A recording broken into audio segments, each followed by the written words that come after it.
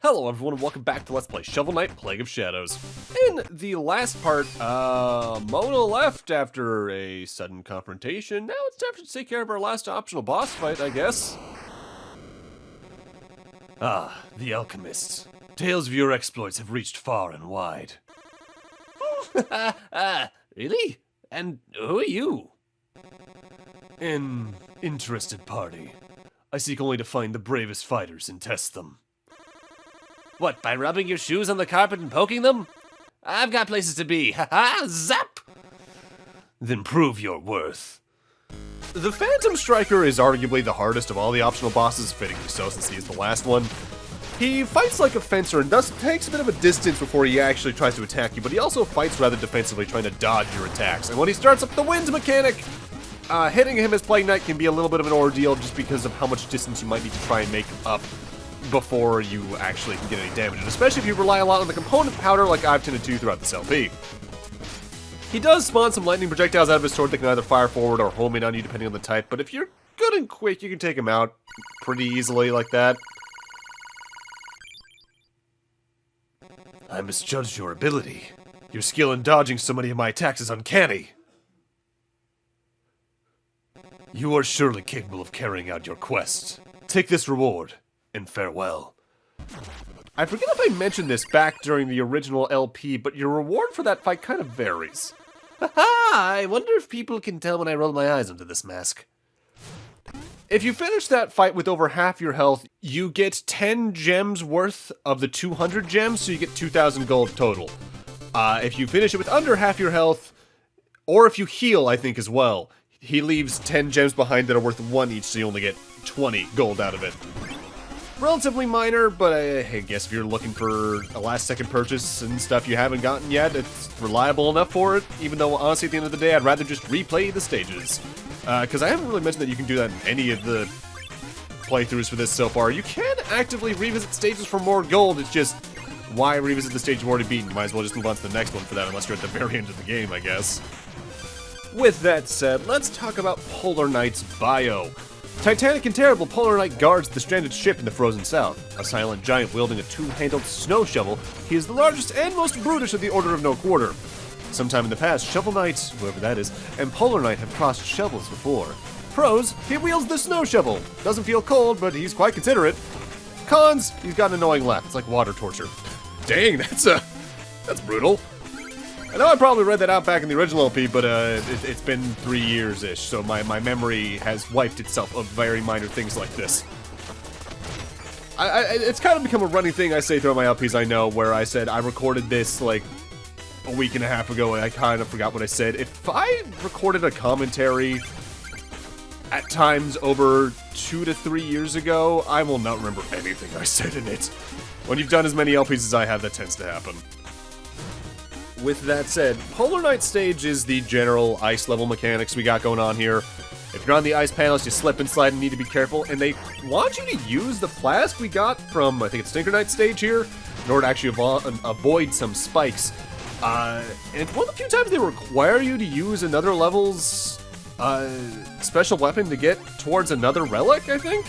Unless you can just stand in that one corner down there, but it feels a little too tight to do that, honestly. I'm always a little vague on how big the hitbox is for some of the characters in this game. Like, I can't tell, for instance, if Plague Knight is a 2x2, like, tile sprite, or a 1x2 hitbox kind of deal. And I'd rather not go out of my way to test it because, even if it's just for labbing stuff, I don't like dying in games. It don't feel good. If it is part of the learning experience. There is something I find kind of interesting about the Plague Knight levels, though, in that they're inconsistent about how many Cypher coins are in a new section of the level versus the old. And that can be interesting in that it at least keeps you guessing. But if you played through Shovel Knight's own campaign, you know where the secret spots are. You're probably going to figure out where all the Cypher coins are through most of the level anyway. I think back, though, and I think on a first playthrough of Shovel Knight and basically any of the campaigns, the levels with the Polar Knight level aesthetic are probably the ones I died on, like, if not the most out of the main levels, probably at least, like, second or third most. Because it's either this, the Propeller Knight stage, or the second stage in the fortress, so to speak, with the wily turns from Mega Man. Though, admittedly, as Plague Knight, it's not as bad here because you can float over most of the spikes pretty consistently instead of having to rely on just the little snow to cover the spikes up. Again, if there's anything I can really love about Plague Knight's playstyle, it's his ability to ignore terrain that Shovel Knight was forced to interact with. There is at least one interesting difference with Plague Knight's playthrough this stage overall, and this also goes into the aforementioned second stage in the fortress down the line, and that is the upcoming floating platform mechanic. Whereas Shovel Knight, you get on the platform, it slowly sinks, but you can jump on it to help it rise up higher than its initial state, and you hit it to make a platform that goes forward and like a little rainbow puke thing. Plague Knight, to my knowledge, has no way to activate those platforms, so you need to use your bomb bursts in this stage to just get around those bombless pit sections a little differently. And also using things like the vats if you need be. This is probably why this is one of the levels I like the most, is Plague Knight, fully because you actively do have to use your abilities in a way that Shovel Knight could not do anything with. And like I've said before, I do wish the game did more of this kind of stuff, but, well. With that said, this section can be a little rough if you didn't go out of your way to get the VAT sub-weapon deck during, I think that was the Iron Whale. Because they kind of want you to use that to help stop your downward momentum in some cases. You can just make it with standard bomb bursts, but it can be kind of tight. And I think that reminds me, I basically said nothing about the VAT's own little sub-level a few parts back. Whoops. Oh well.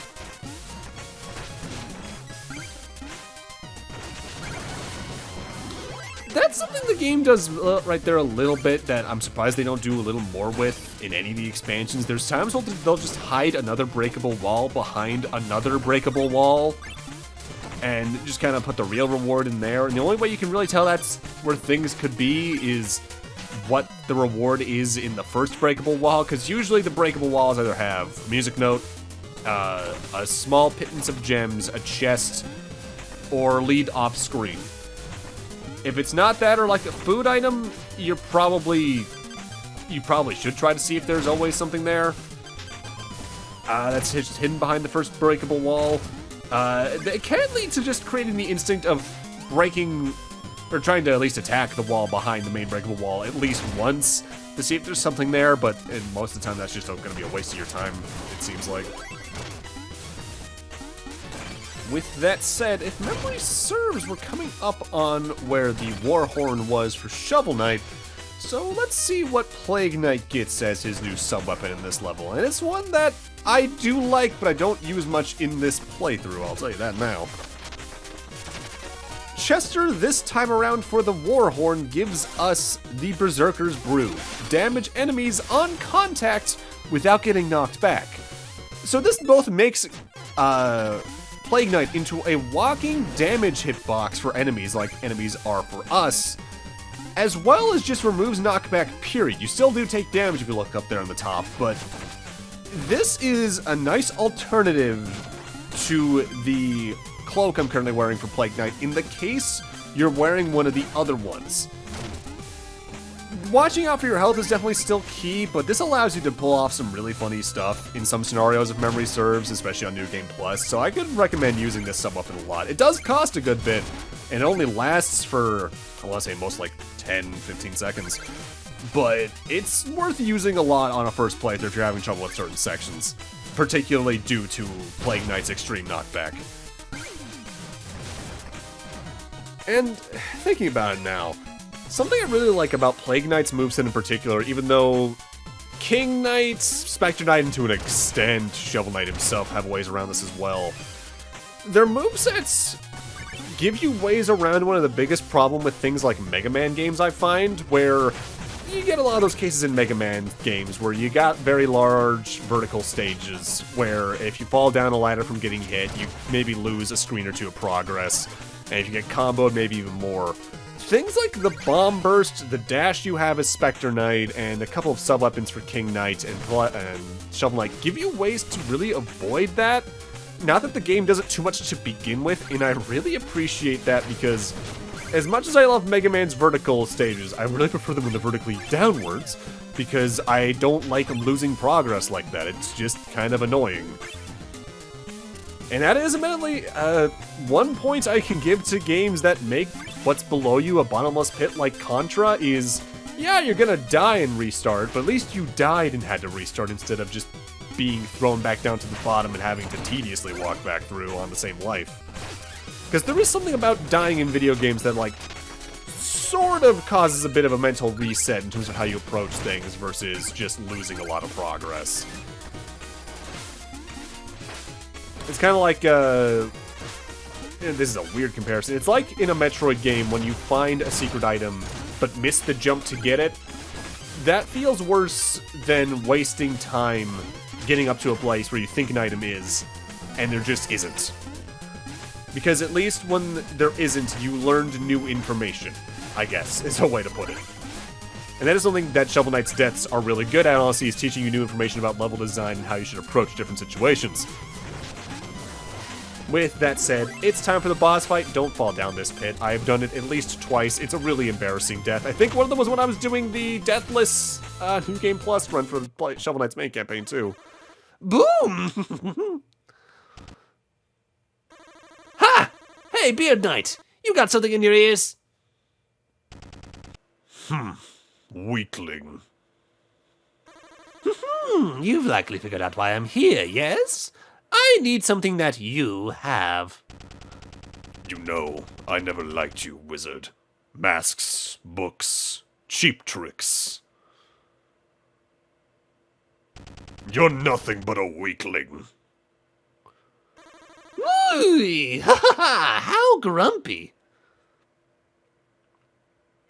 Let's settle this with a snowball fight. So you know that thing I said about Boz, Mole Knight, and Treasure Knight where their bigger hitboxes combined with component powder lead to them running into some damage and taking a lot of damage pretty quickly?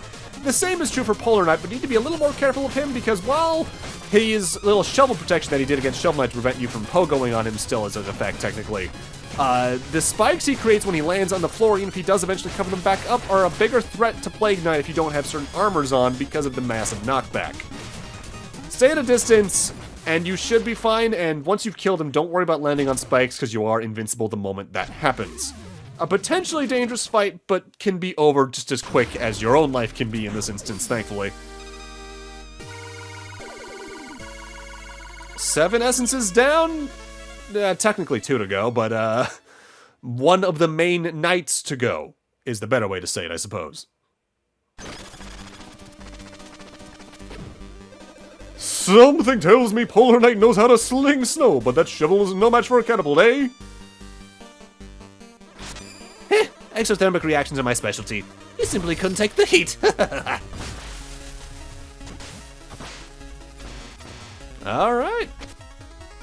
And I forget what I spend my money on at this point. Notably, Boz's tonics do respawn, I think, after every stage you've beaten. So you really don't need to spend money at the match list ever again, but in the case, say, you spend some immediately, you might want to go over there back to the match list to buy some anyway. It's not like it costs a lot. And before I spend money, I might as well also go take care of the Shivering Sprint, the final of the major gem stages. This one, you need the Flask of Speed. This area's filled with traps, boss. Are you fast enough to get through in time? So this is probably my least favorite out of all the gem areas because it's the most immediately punishing. If you time yourself wrong with the flask, or hit something along the way, you're dead instantly.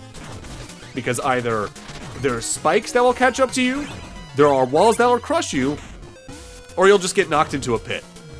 This is really nerve-wracking because of that.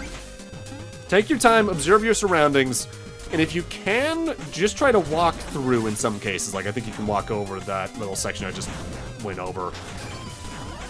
And if you feel like you need to take a break from sprinting, do so, especially in this first section. It's mostly the second section where they want a relentless sprint.